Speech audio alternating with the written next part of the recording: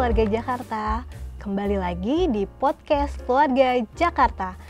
Perkenalkan, saya Yonita yang akan menemani keluarga Jakarta di episode kali ini. Pada kesempatan ini kita akan membahas topik yang sangat-sangat relate dengan kondisi saat ini bagi keluarga Jakarta. Pada kesempatan ini kita akan membahas topik yang sangat penting bagi keluarga Jakarta yang sangat-sangat relevan bagi orang tua dalam mengasuh anaknya di gempuran media digital saat ini. Adapun topik kali ini adalah pola pengasuhan anak di era digital. Keluarga Jakarta, seperti yang kita ketahui, tantangan bagi orang tua semakin besar di era digital pada saat ini. Teknologi memang memudahkan, tetapi juga bisa menjadi sumber bahaya bagi anak-anak kita. Nah, episode kali ini kita akan membahas bagaimana cara orang tua dapat menerapkan pola pengasuhan yang tepat dan cocok untuk menjaga anak-anak dari resiko negatif paparan media digital. Ini juga terkait dengan berbagai program unggulan kita seperti Bina Keluarga Balita dan Pusat Informasi dan Konsultasi Keluarga atau yang biasa kita sebut dengan PIK Keluarga. Jadi, kenapa penting bagi orang tua untuk memahami pola pengasuhan di era digital? Kita akan kupas tuntas. Telah hadir dua narasumber hebat kita di studio podcast Keluarga Jakarta pada hari ini. Narasumber pertama adalah Ibu Aryati Azhari sebagai Ketua Bidang 2 TPPKK Provinsi DKI Jakarta yang memfokuskan pada pendidikan dan pengembangan anak usia dini atau PAUD serta Bina Keluarga Balita yang memiliki peran besar dalam menjalankan pengasuhan anak sejak dini. Narasumber kita yang kedua adalah Ibu Ehat Solehat sebagai Ketua Pokja 1 TPPKK Provinsi DKI Jakarta yang berfokus pada pemberdayaan orang tua dalam menjalankan pola pengasuhan yang aman dan bertanggung jawab di era digital, terutama melalui program Pusat Informasi Konsultasi Keluarga atau yang biasa kita kenal dengan PIK Keluarga. Halo, apa kabar Ibu Ati, Ibu Ehat? Alhamdulillah Mbak Yoe, selamat pagi juga untuk keluarga Jakarta. Senang bisa bersama-sama berada di sini. Terima kasih Ibu, terima kasih Bu Ehat. Bagaimana kabar hari ini? Alhamdulillah hari ini luar biasa dan sangat bahagia karena mendapatkan kesempatan untuk sharing bersama keluarga Jakarta. Baik, terima kasih juga telah berkenan hadir di podcast Keluarga Jakarta. Rasanya sudah tidak sabar ini ya kita untuk memulai perbincangan yang sangat menarik ini. Mari kita mulai saja perbincangan kali ini. Ada beberapa pertanyaan dari para pemirsa sekalian, para keluarga Jakarta di studio kali ini terkait dalam pengembangan PAUD dan BKB, bagaimana sih Bu pentingnya pengasuhan anak di usia dini, khususnya di usia 0 sampai 6 tahun dalam pembentukan karakter dan kecerdasan anak Bu di era digital saat ini? Ya, saya coba untuk menjawab ya. Jadi kalau bicara tentang karakter ya, karakter itu kan tidak bisa dibentuk dalam waktu singkat ya, butuh waktu ya. Kemudian juga kita tahu bahwa pengasuhan itu yang paling utama dan pertama itu dilakukan di lingkungan keluarga. Betul. Khususnya tentunya oleh orang tuanya masing-masing ya. Jadi anak akan belajar, anak akan meniru karena anak itu kan katanya peniru paling hebat nih. Betul, gitu ya. Bu. Jadi apa yang dilakukan oleh orang tuanya, apa yang dia lihat, apa yang dia dengar, itu biasanya akan menjadi menjadi pembiasaan-pembiasaan yang kemudian nanti pada ujungnya akan membentuk karakternya dia. Kita tahu ada banyak gaya pola asuh gitu ya, ada 4 pola asuh, ada yang otoriter, ada otoritatif, ada kemudian pengasuhan atau pola asuh yang abai, ada juga pola asuh yang satu lagi adalah permisif ya. Nah, pola asuh ini atau gaya pola asuh yang diterapkan oleh orang tua kepada anaknya ini tadi akan sangat berpengaruh, apalagi di era digital ini ya. Anak-anak usia dini itu kan masih belum belum tahu ya, belum bisa membedakan mana yang boleh, mana yang tidak. Kalau kita lepaskan begitu saja, ya tentunya kita bisa tadi yang seperti disampaikan oleh Mbak Yoe bahwa kemajuan di era digital ini punya dua mata sisi uang, ya seperti dua mata sisi uang. Yang satu memang akan mendapatkan dampak yang positif kalau itu dilakukan dengan benar dan tepat, ya. Tapi di sisi lainnya kalau memang dilakukan dengan tidak benar dan tidak tepat, tentunya akan banyak dampak-dampak negatif. Nah, peran orang tua dalam pengasuhan ini tentunya sangat berdampak ya kepada anak-anaknya. Jadi di era digital ini orang tua juga harus tahu mana yang memang bisa dilakukan oleh anaknya, mana yang enggak. Barangkali itu. Ya baik, terima kasih Bu Ati. Ya betul sekali ya. Jadi memang peran penting di sini adalah orang tua. Dan mungkin karena itu juga program BKB gitu ya, Bina Keluarga Balita. Jadi keluarganya dulu di sini dikuatkan, lalu setelah itu baru ibaratnya dalam keluarganya sudah kuat sehingga anak itu bisa siap dengan menghadapi lingkungannya, juga dengan era digital saat ini tentunya ya Bu ya. Sudah punya fondasi ya. Iya Jadi betul. sudah punya fondasi dulu di keluarganya, sehingga dia untuk menghadapi di luar akan lebih siap lagi. Oke, baik, terima kasih. Kita beralih ke Bu Ehat nih Bu ya. Tadi sudah disampaikan dengan Bu Ati gitu bagaimana program Bina Keluarga Balita itu sendiri menjadi fondasi. Nah, untuk Bu Ehat sendiri bagaimana tanggapan Ibu gitu terkait pentingnya bagi orang tua untuk bisa memahami pola pengasuhan anak di era digital Bu. Terutama konteks dengan program PIK Keluarga itu sendiri. Iya. Baik, terima kasih Mbak. Saya coba menjawab untuk sharing di sini. Betul, orang tua wajib atau merupakan suatu keharusan ya bagi orang tua mengetahui pola asuh di era digital atau pola pengasuhan untuk anak di era digital ini. Seperti yang disampaikan oleh orang-orang bijak bahwa didiklah anakmu sesuai zamannya atau jangan paksakan anakmu hidup seperti zamanmu gitu, karena mereka akan hidup di zaman mereka sendiri kelak gitu. Nah, dengan mengacu kepada ini sudah semestinya kita para orang tua dengan perubahan zaman digital ya, pasti banyak perubahan-perubahan yang akan terjadi dari cara anak mengakses informasi, mereka berkomunikasi dengan dunia luar, mengalami perubahan yang signifikan pastinya. Jika tidak dibarengi dengan pengetahuan orang tua, menyesuaikan dengan pola asuh yang tepat gitu, maka anak-anak akan hidup dengan sendirinya gitu, dan orang tua akan tertinggal jauh, anak mempunyai kehidupan sendiri gitu. Karenanya orang tua harus betul-betul memahami supaya anak terlindung. Karena kan dengan era digital ini anak dengan mudah mengakses segala bentuk informasi gitu, sehingga tidak mudah kita untuk mengontrol gitu. Kemudian anak juga bisa berkomunikasi dengan siapa saja gitu, berbeda dengan zaman para orang tua di zaman dulu. Karenanya selain orang tua harus memahami ini gitu, orang tua juga harus kayaknya sudah selayaknya di dalam bermedsos, orang tua juga semestinya berteman dengan anak gitu, supaya orang tua juga bisa mengontrol dengan siapa saja anak berkomunikasi di medsos. Ini merupakan perlindungan orang tua supaya anak-anak ini bisa tumbuh dan berkembang dengan maksimal gitu, seimbang perkembangannya. Kemudian dia juga masih tetap bisa berkomunikasi dengan orang-orang terdekatnya, dengan lingkungan terdekatnya gitu. Kemudian orang tua juga bisa mengontrol gitu kan, sejauh mana sih anak-anak ini mengikuti konten-konten, masih pantaskah konten-konten yang mereka ikuti. Kaitannya dengan PIK keluarga memang merupakan salah satu dari fungsi yang sangat strategis, karena PIK keluarga itu kan salah satunya berfungsi sebagai pusat informasi. Dan ini ada tugas kadar PIK keluarga untuk menyampaikan kepada keluarga-keluarga yang ada di lingkungannya, menyampaikan bahwa pentingnya orang tua zaman sekarang mengikuti zaman gitu. Jadi kita sebagai orang tua sudah tidak seharusnya lagi kamu harus seperti mama dulu gitu, kamu seperti ayah dulu gitu. Tapi ayolah sebagai orang tua kita membuka mata bahwa sekarang zamannya udah berbeda loh.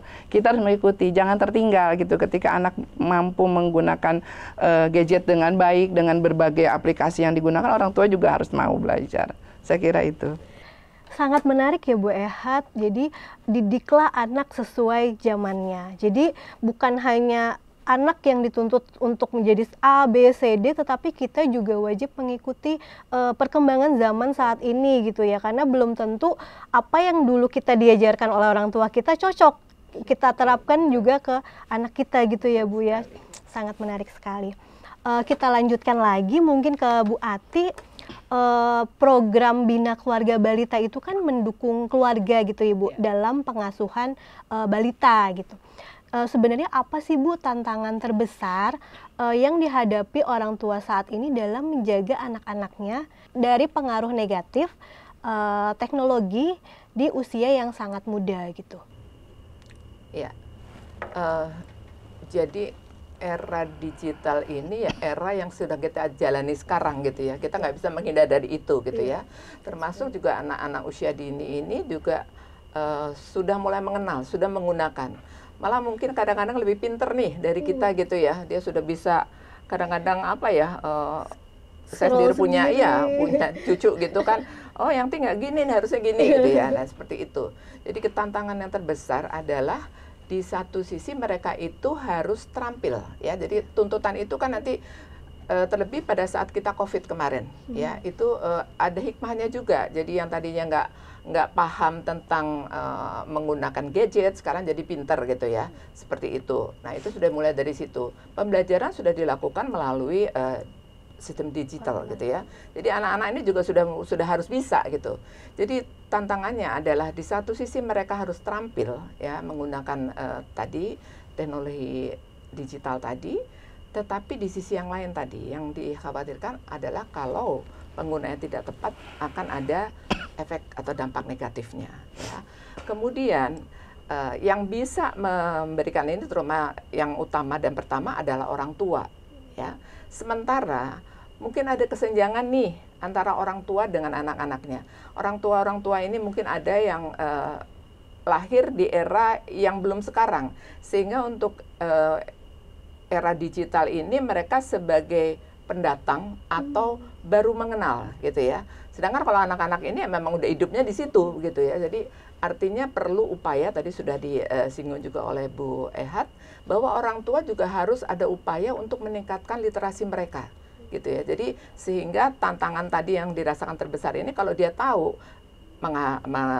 mengasuh atau memberikan bimbingan, memberikan pengawasan kepada anak-anaknya, nah itu kan tentunya bisa tantangan tadi bisa diatasi.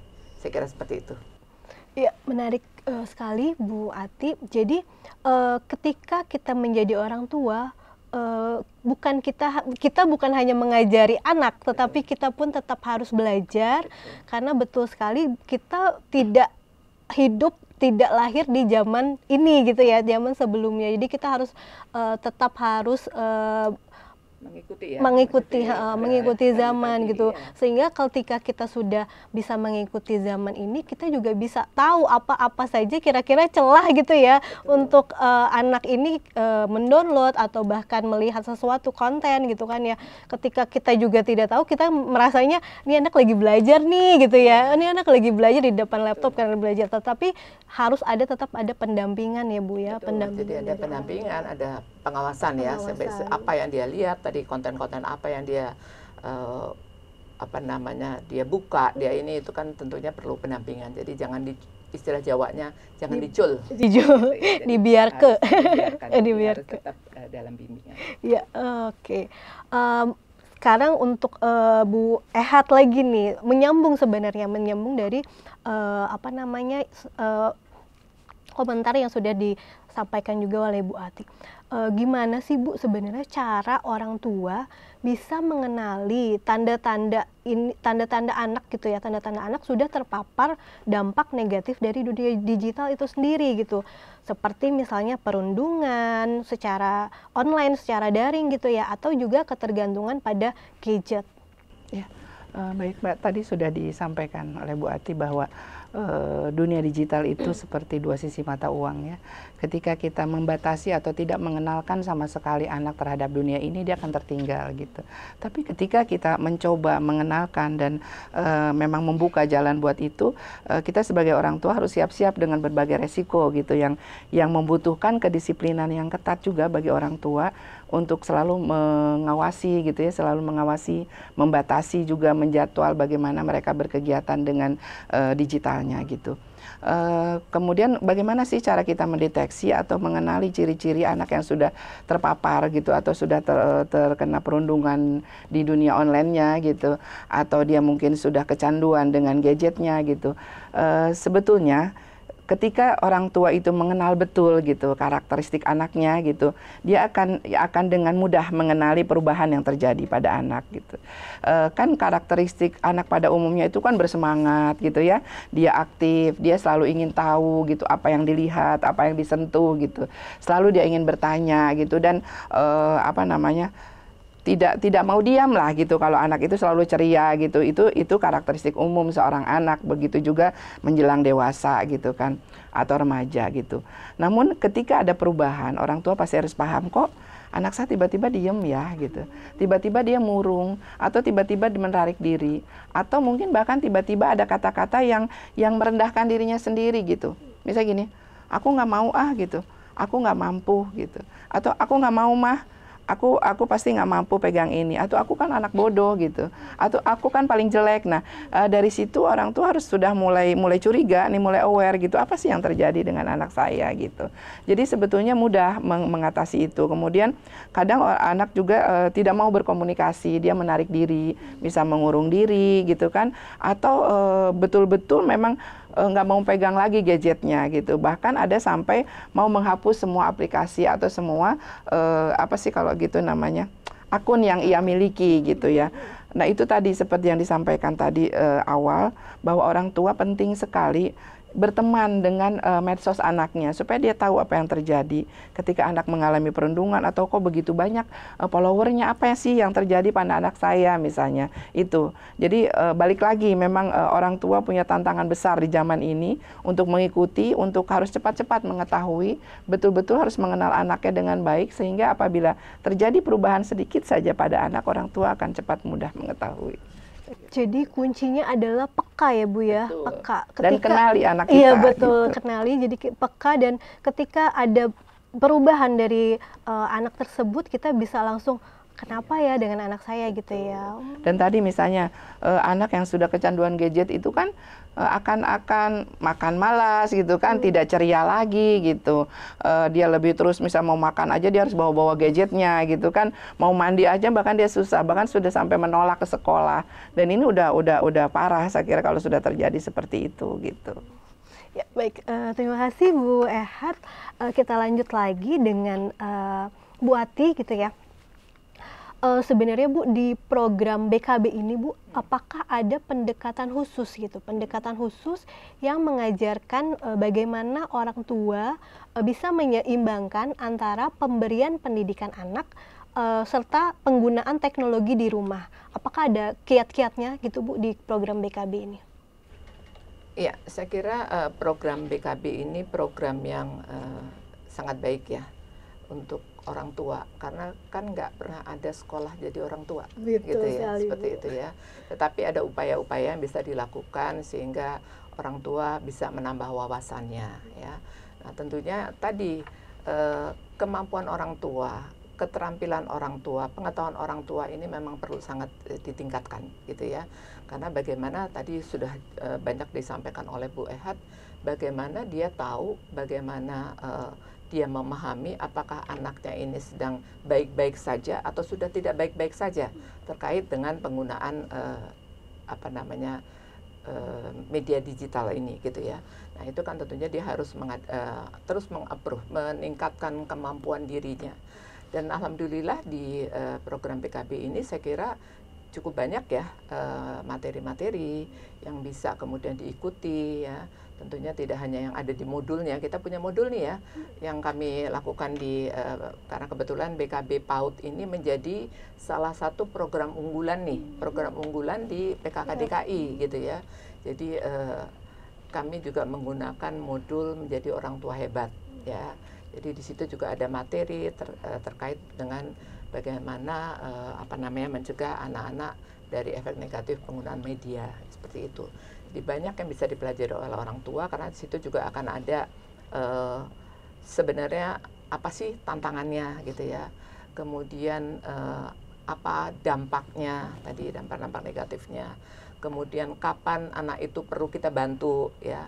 Kemudian juga bagaimana kalau dia kecanduan, apa tanda-tanda kecanduan yang tadi sudah disampaikan oleh Bu Ehat, bagaimana penanganannya, itu semuanya ada.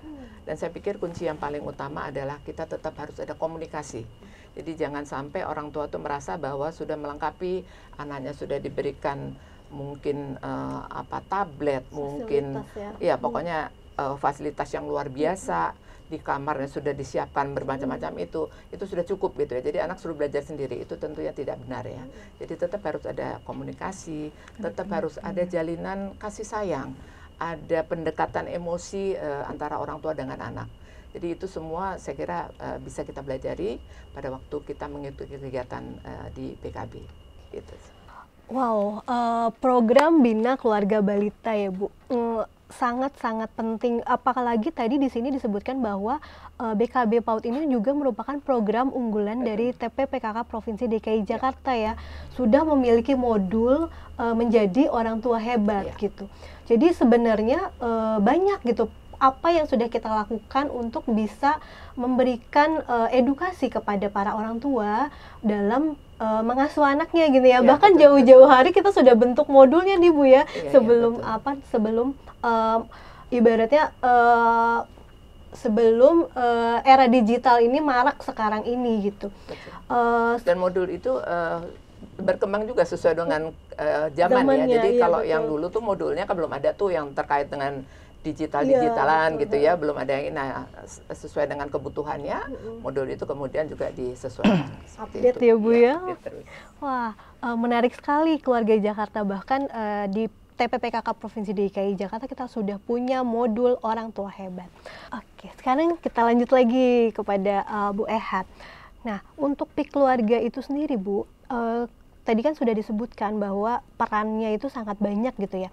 Bagaimana, apakah ada program yang khusus gitu ya Bu dengan pemberian informasi dan konseling bagi keluarga secara realnya gitu di kelurahan atau mungkin di kecamatan gitu, seperti apa gitu pendekatan yang sudah dilakukan oleh PIK keluarga itu sendiri kepada warga keluarga Jakarta? Baik, PIK keluarga merupakan program unggulan PKK Provinsi DKI Jakarta yang dilaksanakan oleh Pokja 1 ya sebagai bidang pendidikan karakter keluarga. Nah, yang berfungsi adalah sebagai pusat informasi dan konsultasi juga rujukan gitu. Nah, di dalam melaksanakan layanan buat masyarakat, untuk masyarakat, kader-kader PIK ini tidak hanya stay di sekretariat Poktannya atau kelompok kegiatannya. Jadi mereka harus siap menerima konsultasi kapan saja dan di mana saja.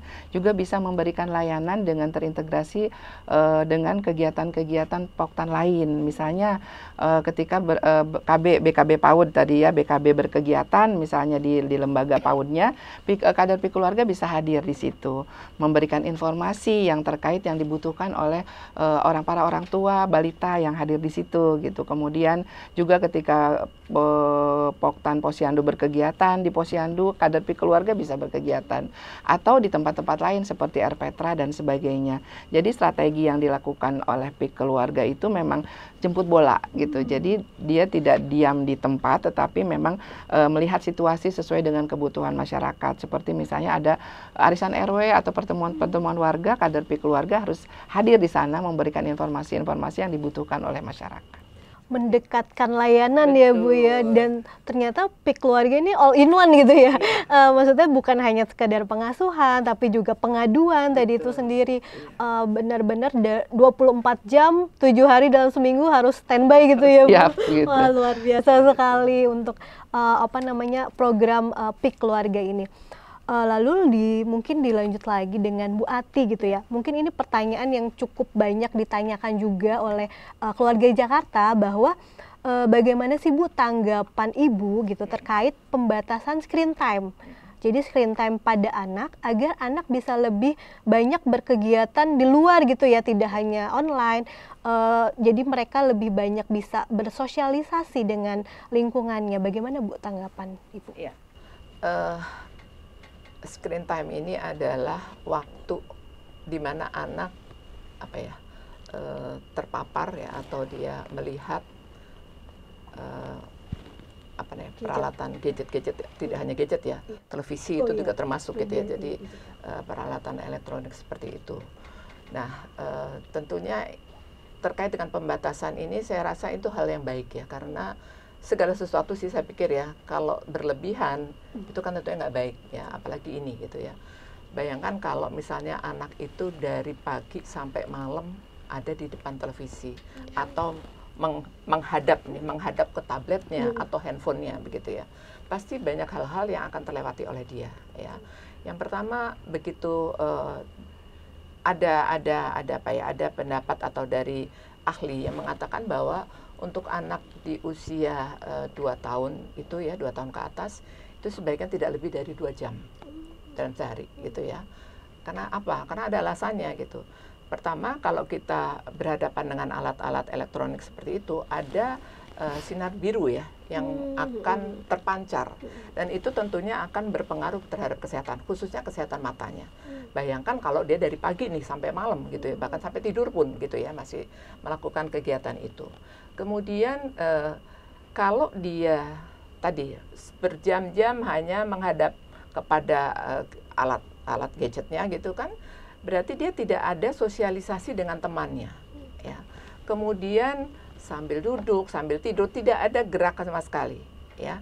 Mungkin juga sambil gitu, sambil dia ngemil nih, bukan makan benar ya, ngemil gitu kan. Nah, itu kan juga akan mempengaruhi terhadap kesehatan tubuhnya.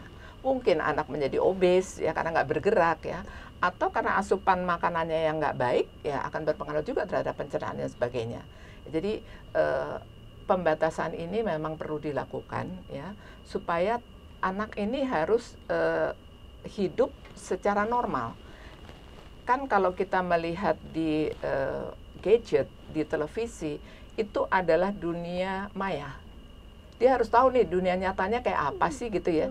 Jadi jangan hanya kita juga lihat banyak sekali kan sekarang kalau tontonan-tontonan mohon maaf sekali di televisi itu kadang cukup banyak juga yang bukan menjadi tuntunan, tapi sekedar tontonan gitu ya, yang bagaimana secara mudah dia bisa mendapatkan sesuatu gitu ya, tanpa kerja keras yang cukup gitu, dapat uang, kemudian berfoya-foya. Nah itu menjadi sesuatu yang tentunya tidak kita harapkan ya. Jadi anak-anak ini juga harus tahu kapan dia boleh melakukan membuka gadget, berinteraksi dengan internet dan sebagainya, kapan dia tidak boleh. Tetapi yang tadi, bahwa ini harus ada penjelasannya, bukan cuma sekedar pokoknya nggak boleh. Kalau sudah pakai dengan pokoknya itu, anak itu adalah orang yang kepengen banyak ingin tahunya ya, makin dilarang makin penasaran. Mungkin malah makin melanggar itu ya. Tapi kalau dijelaskan kenapa kamu nggak boleh begini, karena alasannya ini, akibatnya ini, dia akan lebih bertanggung jawab terhadap dirinya untuk penggunaan gadget tadi.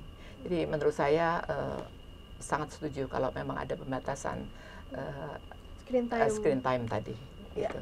Jadi memang ada penelitiannya ya Bu ya, bahwa anak di atas 2 tahun itu maksimal untuk bisa screen time itu hanya 2 jam. Karena selebihnya itu bisa mengganggu baik kesehatan, juga mungkin perkembangan otak juga ya Bu, perkembangan otak, saraf motoriknya segala macam. Jadi selain dunia online, kita juga wajib mengajarkan anak kita untuk bisa di dunia nyata gitu. Di luar tuh banyak loh yang berinteraksi. Gitu ya. Apalagi kita kan juga banyak taman ya Bu ya, bermainlah di taman seperti dia menari, itu. Dia itu berolahraga betul. Bagus untuk mereka juga. Baik sekali. Mungkin sebelum nanti kita ada pertanyaan lanjutan lagi, saya mau ke Bu Ehat lagi. Bagaimana Bu peran PKK DKI Jakarta gitu ya dalam memperkuat pemahaman serta keterlibatan orang tua dalam pengasuhan anak di era digital ini, khususnya di Pokja 1 TPPKK Provinsi DKI Jakarta. Pogja 1 itu sendiri kan memang sasarannya orang tua ya, karena kita ada di bidang pembinaan karakter keluarga, jadi memang tidak langsung menyentuh kepada anaknya gitu. Jadi program yang kami buat pastinya menguatkan dulu, membekali kader-kader keluarga dengan berbagai pelatihan, karena tugas mereka kan untuk menyampaikan informasi itu harus mempunyai wawasan yang cukup gitu kan, harus mempunyai kemampuan juga, termasuk kemampuan public speaking untuk menyampaikan. Jadi programnya kita membuat program itu, membuat pelatihan-pelatihan sehingga kader keluarga ini mempunyai kesiapan untuk menyampaikan informasi yang dibutuhkan. Di samping itu juga yang sangat strategis sekarang ini kita punya dasawisma juga gitu. Jadi mereka kan yang intens ya komunikasi dengan warga gitu dari pintu ke pintu atau dengan grup-grup WAG-nya gitu untuk menyampaikan informasi. Itu juga bisa dijadikan salah satu strategi kita tim penggerak PKK provinsi khususnya Pogja 1 untuk langsung menyentuh keluarga-keluarga yang ada melalui mereka seperti itu. Jadi Pogja 1 memiliki berbagai pelatihan gitu ya, baik buat kader Pogja 1-nya, kader PIK keluarganya juga dengan dasawisma itu sendiri ya. Kita bersinergi ya, betul sekali. Mungkin sama Bu Ati, bagaimana ibaratnya langkah-langkah dari TPPKK Provinsi DKI Jakarta untuk bisa mengintegrasikan teknologi dalam pendidikan keluarga melalui PAUD dan BKB itu sendiri gitu, tanpa kita abaikan juga nih, tanpa kita mengabaikan nilai-nilai tradisional yang sudah ada dari dulu gitu Bu. Ya, baik Mbak. Sebenarnya teknologi itu kan alat ya Mbak ya, gitu ya. Jadi sesuai dengan kemajuan zaman, ada alat-alat yang memang kita bisa gunakan untuk kita melakukan pendidikan atau pengasuhan terhadap anak, gitu ya. Nah, kemudian juga tadi sudah saya sampaikan bahwa PKK DKI Jakarta ini juga punya program unggulan BKB PAUD. Kenapa kami membuat itu? Karena kami sadar bahwa pendidikan anak itu tidak lepas dari bagaimana pendidikan di sekolah ya, tidak lepas dari pendidikan di rumah. Ya. Kita tahu bahwa anak di sekolah itu paling hanya berapa jam. Mayoritas dari 24 jam itu bersama orang tuanya di rumah, gitu ya. Sehingga keluarga di rumah, keluarga yang mempunyai anak-anak usia dini ini juga harus punya ilmu, punya wawasan yang cukup untuk bisa melakukan pendampingan. Jangan sampai nanti di PAUD diajarkan apa, di rumah yang berbeda. Anak akan bingung gitu ya. Jadi upaya-upaya yang seperti itu terus dilakukan. Tentunya kita tidak hanya secara yang tradisional, yang lama itu tentunya tetap kita laksanakan ya, karena tidak semua teknologi itu menjadi satu-satunya cara gitu ya. Jadi dari sisi yang tradisional tetap kita jalankan, tetapi juga untuk kemajuan teknologinya juga kita ikuti. Banyak hal yang bisa kita lakukan ya, selain tadi melalui pertemuan langsung pada saat kegiatan BKB, ada penyuluhannya, kita juga bisa memberikan materi-materi tersebut melalui webinar-webinar gitu ya, seperti itu. Jadi banyak hal-hal yang bisa diakses oleh orang tua. Tinggal kita kader-kader BKB-nya ini yang menginformasikan, Bu, nanti bisa loh Bu, ini ada nih banyak nih platform atau apa ya yang bagus-bagus nih terkait dengan parenting seperti itu. Jadi kami mengkombinasikan antara tadi ya yang secara teknologi maupun tradisional tetap kita jalankan. Seperti itu Mbak. Ya baik, betul sekali ya Bu ya. Jadi kita justru memanfaatkan teknologi itu untuk bisa menyampaikan pengajaran-pengajaran tersebut kepada para orang tua dari keluarga Jakarta gitu ya. Jadi dengan platform digital tentunya seperti tadi Ibu juga sampaikan bahwa tidak selalu negatif, tetapi juga dengan bisa positif, dan itu bisa menjadi alat kita untuk bisa memperluas jangkauan memperluas jangkauan keluarga Jakarta juga untuk bisa mengakses informasi. Sekali lagi terima kasih banyak Bu Ati, Bu Ehat sudah hadir di podcast Keluarga Jakarta. Kita sudah berbincang-bincang gitu ya, wawasan yang dan pengalaman ibu-ibu sekalian gitu sangat berharga buat Keluarga Jakarta di podcast kali ini. Sebelum kita mengakhiri podcast kali ini, saya ingin memberikan kesempatan kepada baik Bu Ati, kepada Bu Ehat juga untuk memberikan pesan-pesan kepada keluarga Jakarta bagaimana pola-pola pengasuhan yang cocok gitu ya untuk di era digital pada saat ini. Ya baik, jadi tadi kita sudah sama-sama membahas cukup banyak ya. Kita ini hidup di era sekarang, era digital gitu ya. Semua yang ada di sini juga harus mengikuti hal tersebut, termasuk anak-anak usia dini. Jadi anak-anak usia dini juga sudah mulai menggunakan teknologi digital ini. Karenanya sebagai orang tua tentunya kita sangat perlu sekali untuk bisa membimbing mereka sehingga mereka bisa melakukan kegiatan-kegiatan ini dengan baik, dengan benar gitu ya.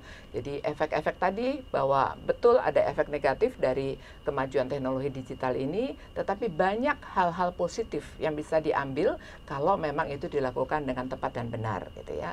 Karena saya mengajak mari kita semua bersama-sama untuk merawat, untuk membimbing generasi digital ini dengan bijak. Itu saja barangkali. Terima kasih. Iya, sebagai orang tua, termasuk saya dan keluarga-keluarga yang ada di Jakarta, pastinya di era digital ini sebagai orang tua kita jangan pernah putus untuk belajar gitu. Kita harus selalu mengupdate pengetahuan kita bagaimana cara mengasuh anak di era digital ini. Karena kalau kita stuck di situ saja kita akan tertinggal gitu. Kemudian pola asuh yang harus kita gunakan mungkin sebaiknya kita tidak mengekang, tidak melarang, tetapi membatasi dan mendampingi supaya kita terus dapat menjaga, melindungi anak-anak kita dari paparan di era digital yang membahayakan. Terima kasih. Sekali lagi, terima kasih sekali lagi Bu Ati, Bu Ehat atas pesannya dan wawasan untuk keluarga Jakarta semuanya gitu ya. Semoga informasi yang kita bahas pada hari ini bermanfaat bagi keluarga Jakarta, terutama dalam menangkal bahaya digital pada anak-anak kita. Semoga informasi yang kita bahas pada hari ini dapat bermanfaat bagi keluarga Jakarta untuk bisa menangkal bahaya digital pada anak-anak kita. Jangan lupa untuk selalu mengikuti podcast Keluarga Jakarta setiap hari Jumat pukul 14 WIB di channel YouTube Dinas PPAPP Provinsi DKI Jakarta. Jangan lupa untuk subscribe, like, komen, dan share video ini kepada keluarga Jakarta lainnya. Sekali lagi terima kasih Bu Ati, Bu Ehat, dan sampai jumpa di episode podcast berikutnya.